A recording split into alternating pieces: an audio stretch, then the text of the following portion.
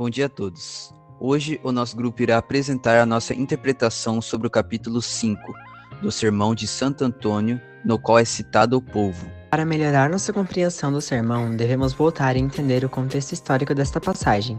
Afinal de contas, quem foi o responsável pela criação do sermão aos peixes? O sermão foi escrito pelo padre Antônio Vieira, nascido em Lisboa no ano de 1608. Foi responsável pelo desenvolvimento da prosa no período barroco. O padre Antônio Vieira é conhecido por seus sermões polêmicos, em que critica, entre outras coisas, o despotismo dos colonos portugueses, a influência negativa que o protestantismo exercia na colônia e os pregadores que não cumpriam com seu ofício de catequizar e evangelizar seus adversários católicos e a própria Inquisição. Sobre os sermões.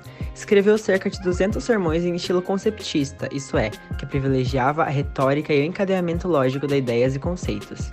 O sermão a ser utilizado no vídeo será o Sermão dos Peixes.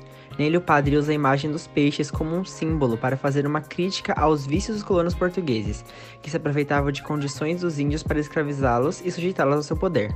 Nesse caso, estaremos fazendo a análise interpretativa do capítulo 5 do sermão.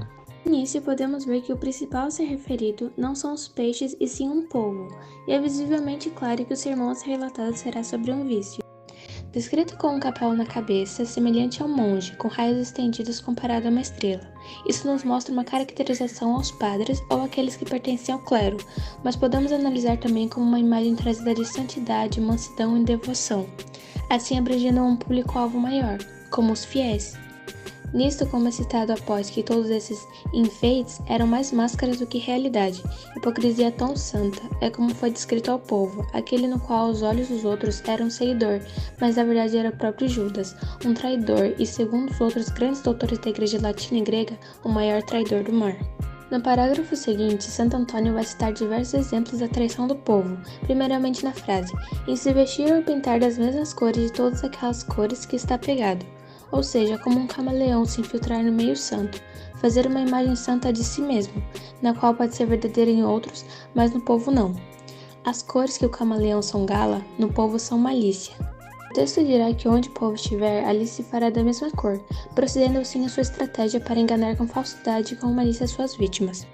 Outro peixe, inocente da traição, vai passando desacautelado e o salteador, que está de emboscada dentro do seu próprio engano, lança-lhe os braços de repente e fala ao prisioneiro, sendo comparado a Judas e até certo ponto pior.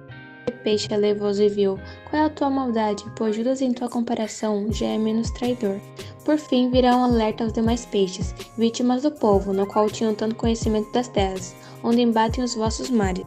Termos é a igreja na quais vocês pertencem, nas quais vocês exercem a palavra. Nessa terra também é falsidade, também é enganos, fingimentos, ciladas e coisas maiores. Antônio finalizará trazendo a si mesmo como exemplo de sincera verdade, onde nunca houve sequer fingimento ou engano, pedindo assim para que os fiéis fixassem os olhos em seu pregador. A última frase trará um ponto de vista um tanto quanto sagaz. E sabeis também que para ver tudo isso em cada um de nós, bastava antigamente ser português, não era necessariamente ser santo. Exemplificando, bastava apenas ter ética, ser humano, sentir e simpatizar pelo próximo. Não é preciso ser participante de religião e nem preciso ser santo.